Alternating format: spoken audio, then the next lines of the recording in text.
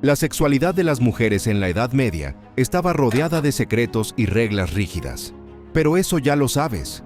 Hoy contaremos hechos sobre la vida íntima de las mujeres medievales que probablemente no conocías, desde los símbolos de pureza hasta la controversia sobre la anticoncepción, relaciones prohibidas y la presión de la Iglesia Católica. Abordaremos el tema basándonos en un artículo de una gran historiadora especialista en el tema.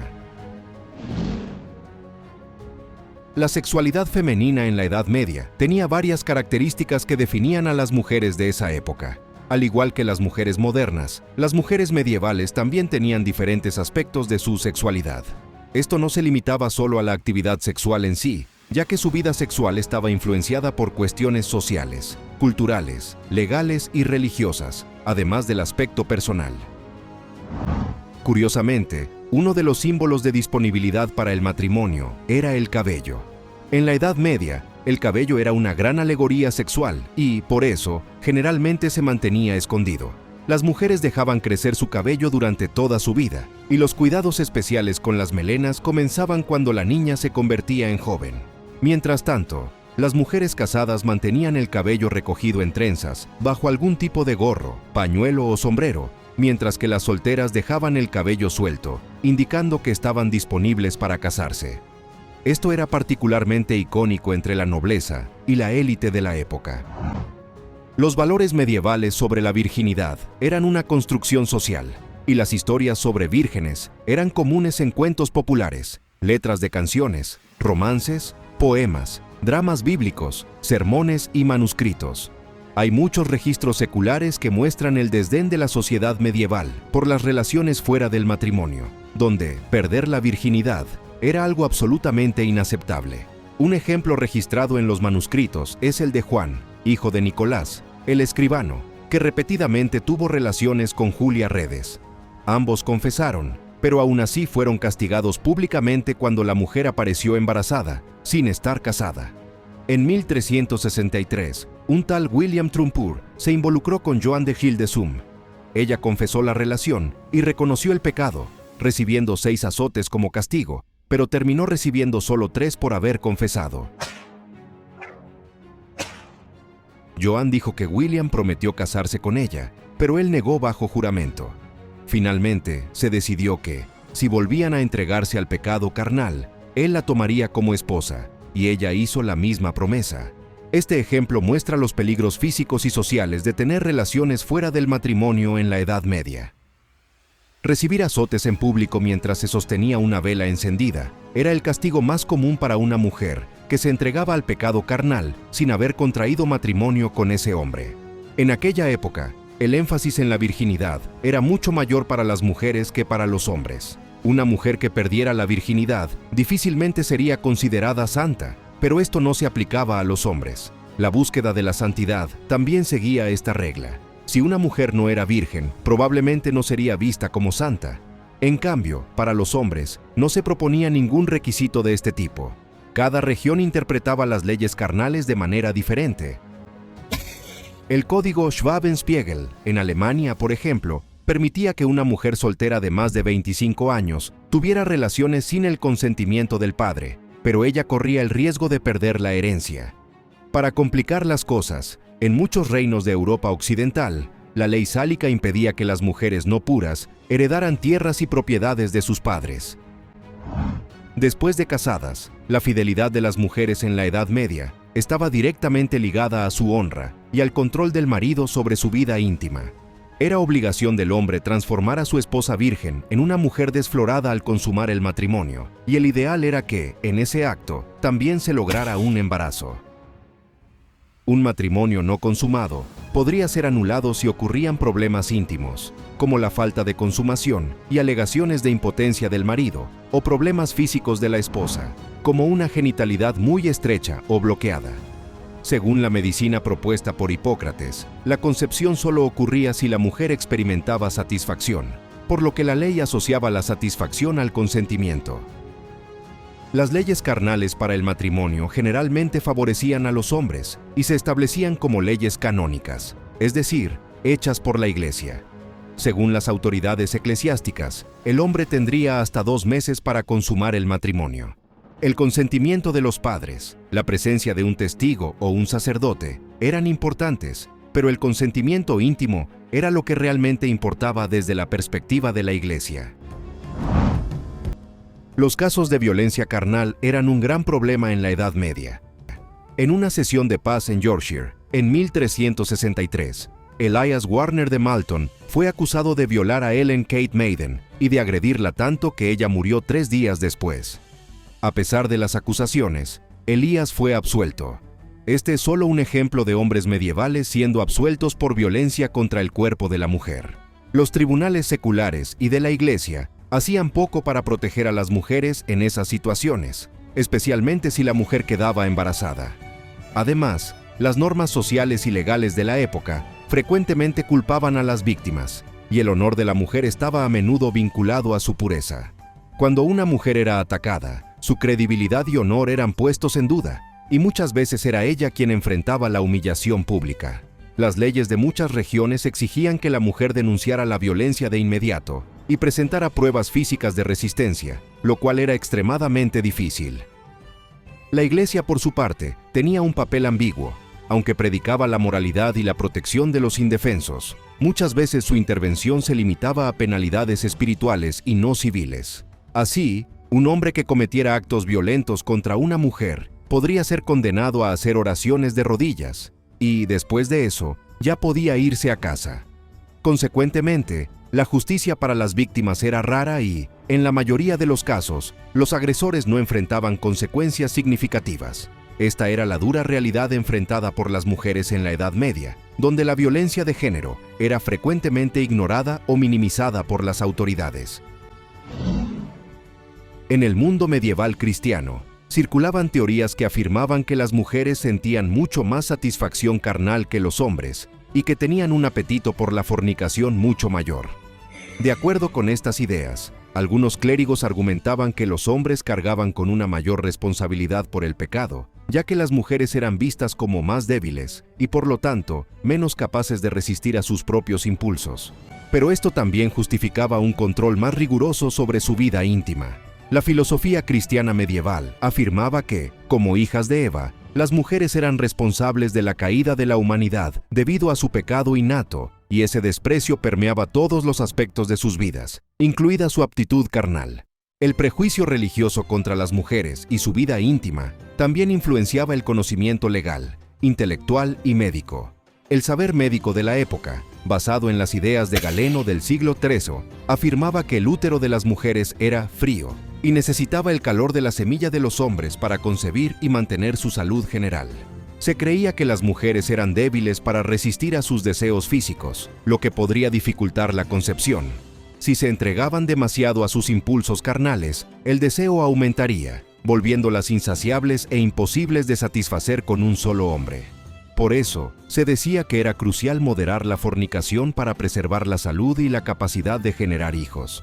De esta manera, se creía que las mujeres solteras debían encontrar un marido rápidamente, o podrían enfrentar serios problemas de salud.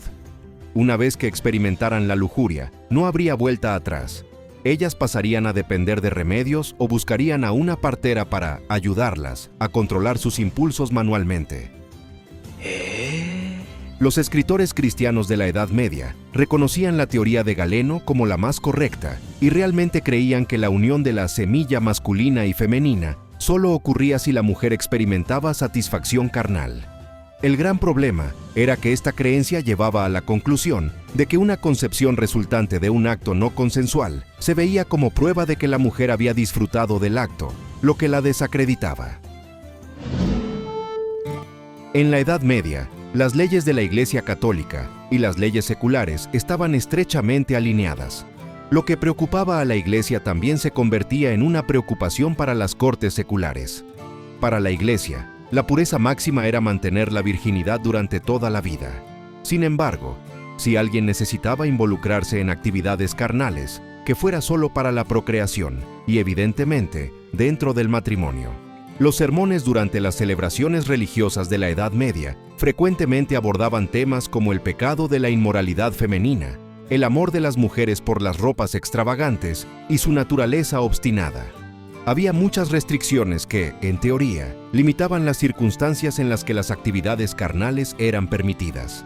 Por ejemplo, estaba prohibido fornicar los domingos, y en algunas iglesias también había restricciones los viernes y miércoles, además de los días festivos de los santos y durante los periodos de ayuno, como la Cuaresma. Pero lo peor sería fornicar durante los periodos considerados impuros en la vida de una mujer. La impureza, según la Iglesia, ocurría durante la menstruación, el embarazo, los primeros 40 días después del parto y durante la lactancia. En el mundo cristiano medieval, las actividades carnales consideradas morales eran aquellas que facilitaban la concepción. Por eso, el ideal era que el hombre estuviera arriba. Los actos carnales que no estaban destinados a la procreación eran considerados sodomía, y la acusación de sodomía era tan grave que podía ser juzgada en el tribunal secular e incluso resultar en una sentencia de muerte. A pesar de esto, hay evidencias de que se conocían y utilizaban comúnmente prácticas para evitar o interrumpir un embarazo.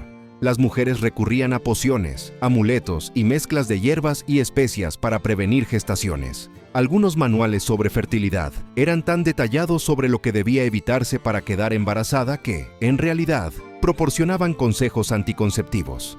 Las posiciones de los teólogos y autoridades de la Iglesia sobre la contracepción y la interrupción del embarazo no eran uniformes y a menudo divergían. Algunos líderes de la Iglesia, como Juan Crisóstomo, el arzobispo de Constantinopla, condenaban el uso de anticonceptivos. Sin embargo, había una posición común de tolerancia. Algunos creían que los embriones no podían ser reconocidos como individuos hasta que desarrollaran características humanas reconocibles. Ese periodo entre la concepción y el desarrollo posterior del feto se veía como un momento apropiado para inducir una interrupción del embarazo. En algunas leyes canónicas, la motivación detrás de la práctica de usar anticonceptivos o inducir una interrupción era crucial para determinar el grado de pecado. Una mujer que interrumpía el embarazo por no poder cuidar al niño no era considerada tan pecadora como una que lo hacía para ocultar evidencias de adulterio o sexo fuera del matrimonio. Una parte importante de la vida íntima femenina que preocupaba a los tribunales en la Edad Media era la prostitución. Aunque, en teoría, la Iglesia desaprobaba la prostitución como un pecado, las autoridades consideraban la práctica un mal necesario. Se creía que esta práctica ayudaba a evitar pecados peores entre los hombres. No había un enfoque único. Cada ciudad lo manejaba de manera diferente. Algunas la hacían ilegal, otras regulaban y grababan los servicios carnales, y algunas incluso creaban burdeles municipales. Estos burdeles tenían reglas rígidas para propietarios, empleados y trabajadoras. Las leyes determinaban el horario de funcionamiento, los pagos a las mujeres, cuándo podían salir y con quién podían relacionarse personalmente.